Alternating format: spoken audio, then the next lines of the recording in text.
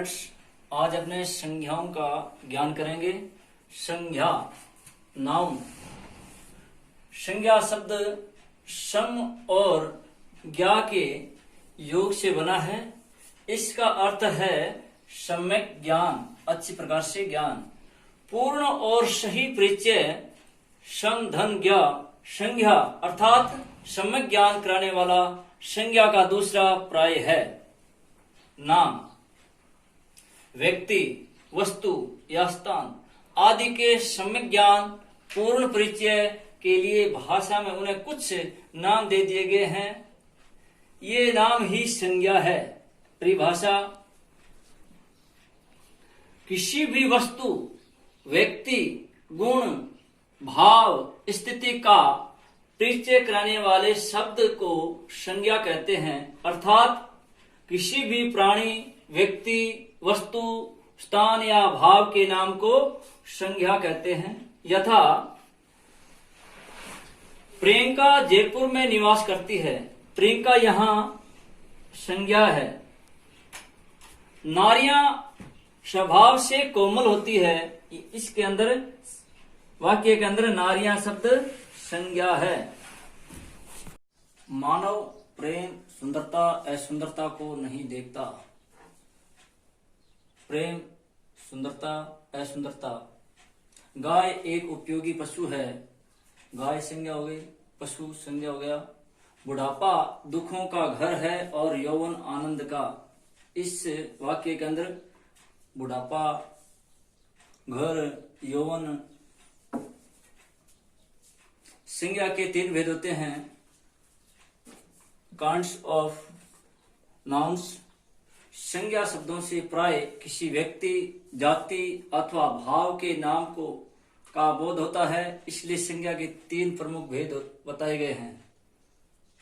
वैसे इसके अंदर समूहवाचक और ध्रुववाचक भी इसी के अंदर आता है, उसके भेद होते हैं। मुख्य रूप से इसके तीन भेद होते हैं। व्यक्तिवाचक संज्ञा, प्रोपर नाउन, जातिवाचक संज्ञा, कॉमन नाउन, भाववाचक संज्ञा, एब्स्ट्रैक्ट नाउन। व्यक्तिवाचक संज्ञा: जो शब्द किसी विशेष व्यक्ति, विशेष वस्तु, विशेष स्थान अथवा विशेष प्राणी के नाम का बोध कराते हैं, उन्हें व्यक्तिवाचक संज्ञा कहते हैं। अब विशेष व्यक्ति: महात्मा गांधी विशेष है, सुभाष चंद्र विशेष है, सीता विशेष, राधा विशेष, भगवान कृष्ण की पत्नी, भगवान रामचंद्र की पत्नी सीता, राम कृष्ण, ये सारे व्यक्तियों के नाम है। विशेष व्यक्ति। विशेष गाय: गाय काफी है, परंतु ये कपिला गाय विशेष है। गाय काफी है, परंतु आगे गाय का आगे नाम आ गया गोरा, ये विशेष हो गई। हिरण काफी होते हैं, परंतु हिरण के आगे उसका विशेष नाम आ गया सोना। हाथी काफी होते हैं, परंतु उसके आगे विशेषता बता दी। कौन सा हाथी? ऐरावत हाथी, जो भगवान इंद्र का। तो ये विशेष प्राणी हो गए। विशेष स्थान की बात करते हैं। धरती पर स्थान काफी है, परंतु विशेष स्थानों की बात कर रहे हैं। जैसे दिल्ली, कानपुर, आगरा, अलीगढ़, बरेली, बठिंडा, अमेरिका, चीन, ये विशेष स्थान आ गए। विशेष वस्तु: अब किताबें काफी है, परंतु इसमें रामचरितमानस जो तुलसीदास जी की है, वो विशेष पुस्तक है। रामायण वाल्मीकि द्वारा संस्कृत की। गीता महायुद्ध का वर्णन रामायण महाभारत से लिया हो। कुरान मुसलमानों का विशेष धार्मिक पुस्तक। ये रामचरितमानस है, रामायण है, गीता है, हिंदुओं की प्रमुख पुस्तकें, धार्मिक पुस्तकें हैं। इसी प्रकार से मुसलमान और इस्लाम धर्म की कुरान हो गई। नदियां विशेष जैसे गंगा, यमुना, कावेरी है, गिरी, पहाड़, प्रमुख के आगे लिखा गया है नील विशेष हो गया।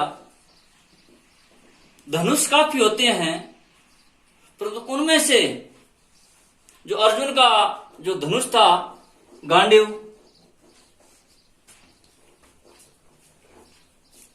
विशेष वस्तु जैसे हल्दी, नमक, चीनी, ये सारी वस्तुओं के नाम आ गए।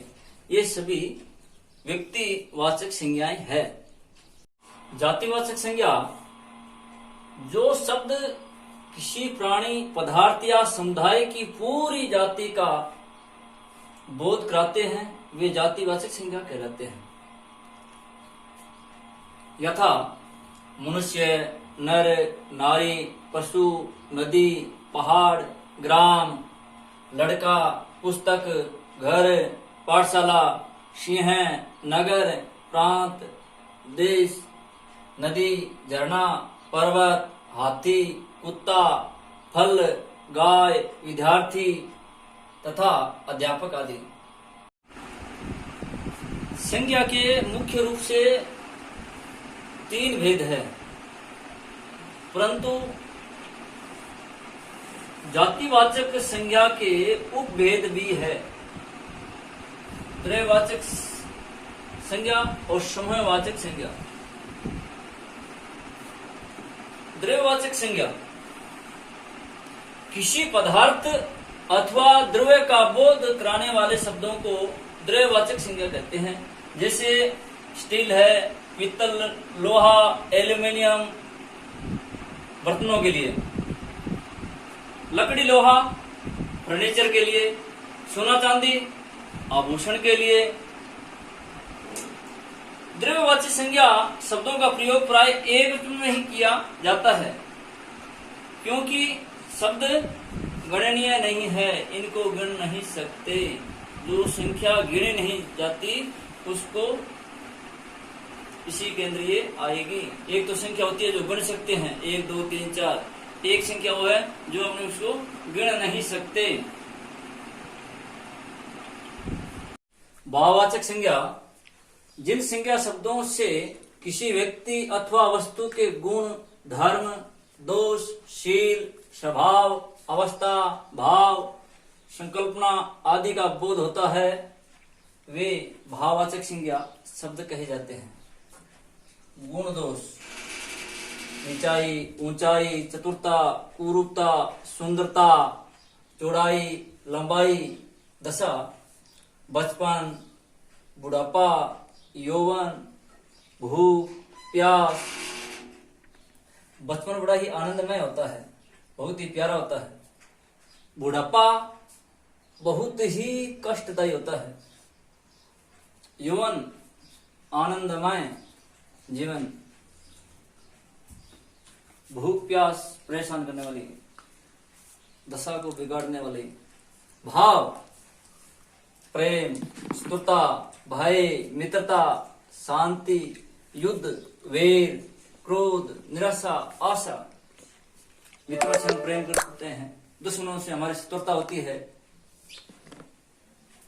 रात्रि को अकेले होते हैं, भय लगता है। मित्रों से अच्छा व्यवहार करना, मित्रता, लड़ाई झगड़ा नहीं करना, शांति बनाए रखना। महाभारत का युद्ध हुआ, विनाश का एक प्रतीक था। भाव पैदा कर रहे हैं। वेर, दुश्मनी, क्रोध, क्रोध करने से बुद्धि क्षीण होती है। निराशा, नेगेटिव विचार कभी नहीं आना चाहिए। सकारात्मक पॉजिटिव विचार हो, हमेशा व्यक्ति आशावान बना रहे। ये सारे भाववाचक शब्द है। अनुभवी व्यक्तियों से हमेशा सलाह लेनी चाहिए, किसी व्यक्ति की निंदा नहीं करनी चाहिए। ये भाव है। धर्म की हानि होती है। अपने परिवार वालों की, छोटों की हमेशा प्रशंसा करनी चाहिए। हर समय दूसरों की सहायता करनी चाहिए। ये शब्द है, सलाह है, निंदा है, प्रशंसा है, सहायता है, आशा है, निराशा है, क्रोध है, वीर है, युद्ध है, शांति है, मित्रता, भय, शत्रुता, प्रेम, प्यास, भूख, यौवन, बुढ़ापा, बचपन, ये सारे भाववाचक शब्द है। संज्ञा के बारे में और काफी जानकारी रह गई है। अगर आप संज्ञा के बारे में और जानकारी प्राप्त करना चाहते हैं तो संज्ञा का पार्ट 2 देखें।